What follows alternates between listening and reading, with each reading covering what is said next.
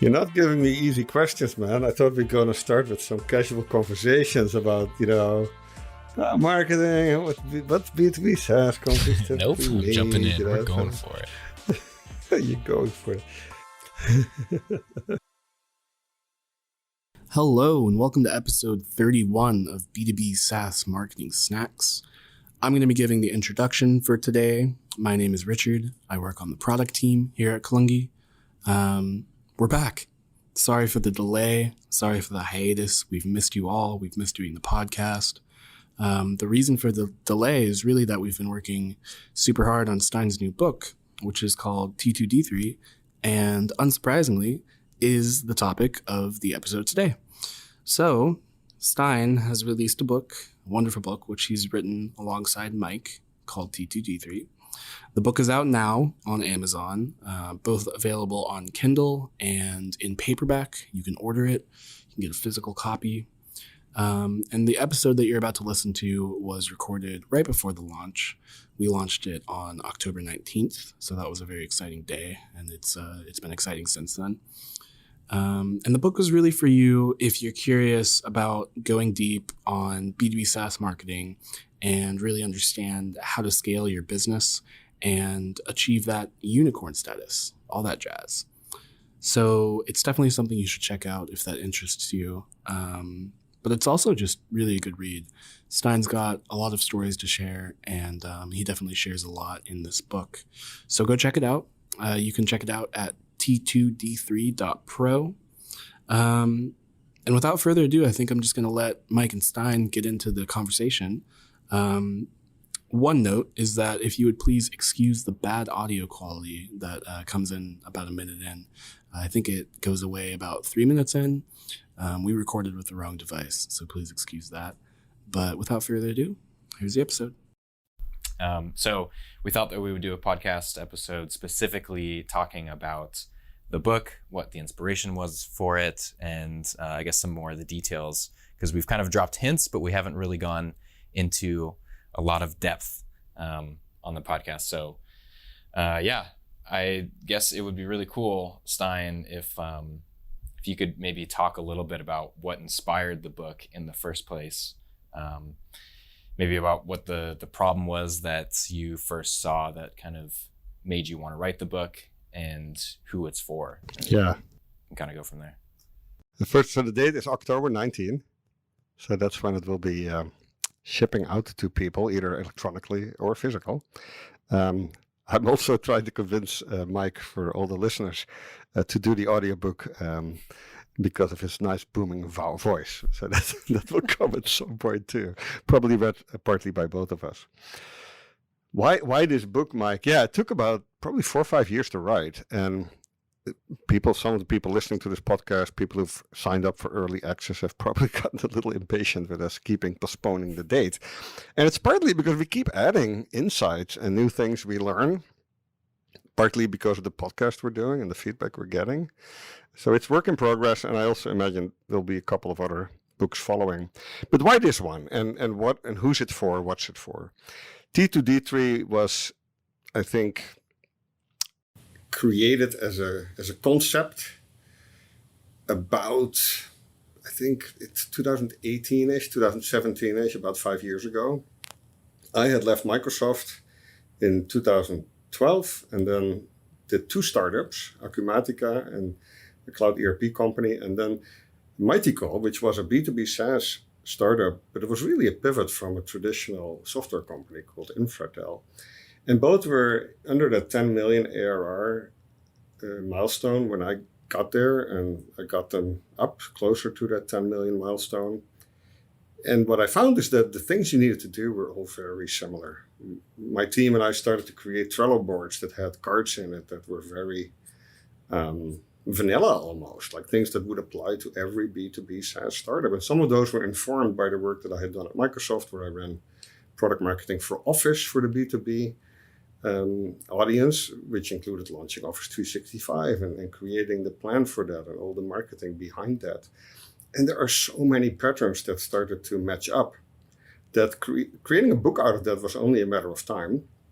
It took a while. And what you'll see in the book is a lot of the things we learned to do at Kalungi as well, where we do what's called growth as a service for B2B SaaS companies. And the audience is really the leaders, the owners, the CEOs, the founders of these companies and the teams that they're building. When you, and it's very much focused on the post-seed, post-incubation stage of growth. Getting to MVP, getting your first maybe product out the door without a lot of external funding is a part of the journey that's less focused. We have less focus on that in the book. I think there are many other books that do that. 0 to 1 is an example, the Lean Startup. What T2D3 is really focused on is the journey that comes after that. And that's also where the name of the book came from. An investor did an interview in 2015, I think, with TechCrunch, one of the battery ventures managing partners. And he used this term for the first time there, I think. I don't know if he came up with it. He said we have coined it. I've heard it in many other places, also from many other sources. It stands for triple your annual recurring revenue 2 years in a row and then double it 3 more years in a row. And so that article appeared in TechCrunch. I started hearing this term once in a while, used by VCs, sometimes by founders. And there's actually very little content that answers the question, how do you do that? And so as we started in the last 4 or 5 years, codify the work that both myself and then the team at Kalungi has done with early stage ventures to scale up, all B2B SaaS, to really build the engine, the foundation for exponential growth. This was kind of a logical next format in addition to the podcast we do, the blogs we write, to put it in a book. The main problem that it solves for, I think, and there are many topics that we address, but is that when you're a founder, CEO, a leader of a small company, and you're attracting venture capital or external capital, now you suddenly you have a new boss, right? You have your investors now that are going to hold you accountable. You have to learn how to manage up. That's one thing that you need to go do. But that's not the most important, right? The most important is that you actually put that capital to work and get your company to the next stage. And there are 3 things that you will immediately start struggling with, or that you usually see CEOs and founders struggle with. And they're speed, scale, and getting the right skills, like these 3 S's.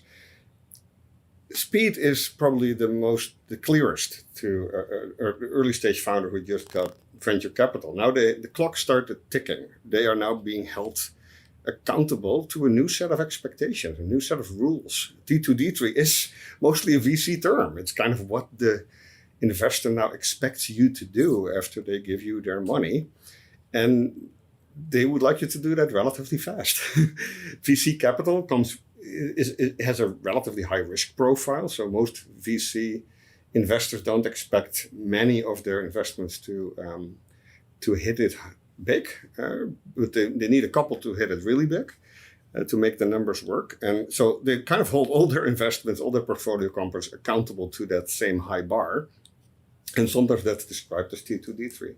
So now you're there sitting as a CEO or a founder, and you got a couple $1 million maybe in Series A or a big seed round, and you now have to go fast. And how do you speed things up? How do you build the right team and at the same time, make sure you keep your customers? All those things are really hard. So that scaling up is tough at the right speed, and there's a formula for that. So to do T2D3. You need to do a couple things in parallel. You need to keep your customers. You need to grow ARPU expansion. You need to diversify your demand gen channels. And those are really the things that we discuss in the book. How do you do that? And partly because the third S is skills, right? It's hard for early stage companies to both attract and retain the right talent. Most marketing and sales talent or product-led growth talent, right? Those are kind of the 3 ways you can scale, or in sometimes a combination: market-led growth, sales-led growth, sometimes called inbound, outbound, and product-led growth. And for all those 3, getting the right talent and keeping them is very hard, right? Series B, Series C companies that have a little more capital will steal anyone who's good away from you. You're competing with Amazon and Google and Microsoft for that same talent pool. So it's challenging. And this book gives you a little bit of a head start with the skills that are also hard to hire, so that you can maybe build your own team and hand them some of the playbooks and the templates to get going.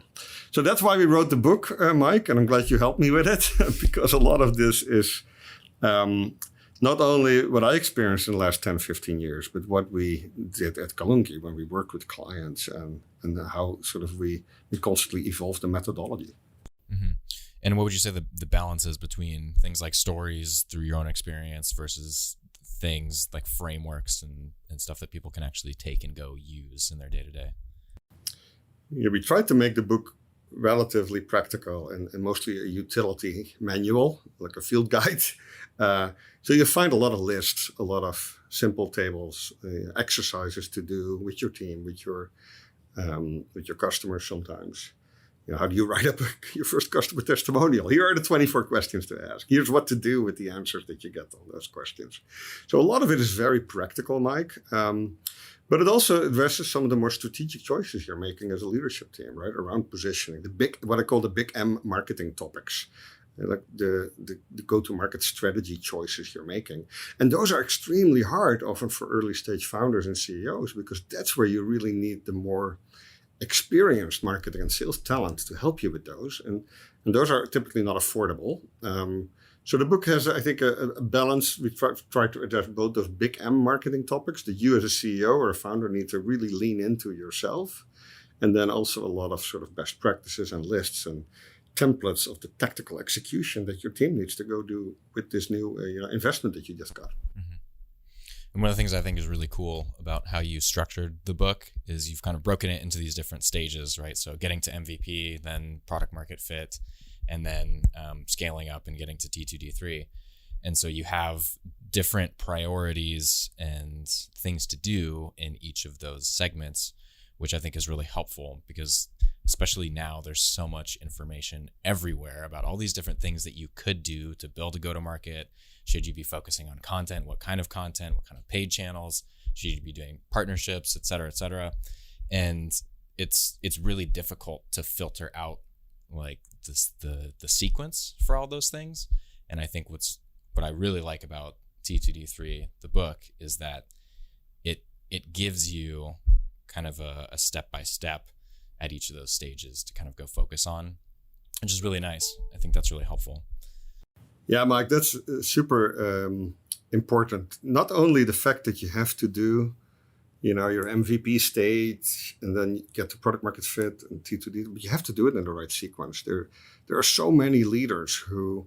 Yesterday we went to an event where we're fortunate to hear Andy Jassy speak, the new CEO of Amazon, and he had this saying, I think, speed is a leadership choice, right? And he talked about strategic patience versus tactical impatience. And when a leader chooses to go fast, right, and often they are incented to do so by the investment they just accepted, it is really important not to cut corners. You cannot go to, in the book we use the baseball analogy, you cannot get to third base without passing through second base. And that's product market fit. You have to hit product market fit, and you really have to hit product market fit. Not, it's kind of product market fit.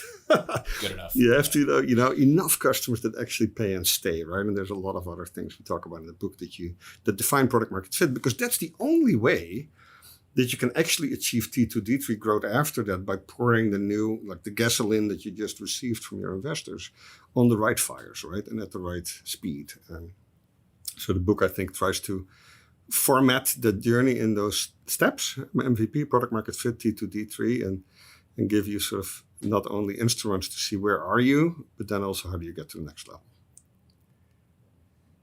And Mike, what I really found a super interesting exercise that you and I went through together, that was one of the reasons I think the book arrived a little later than we originally anticipated. I'm going to blame it on me now. Eh?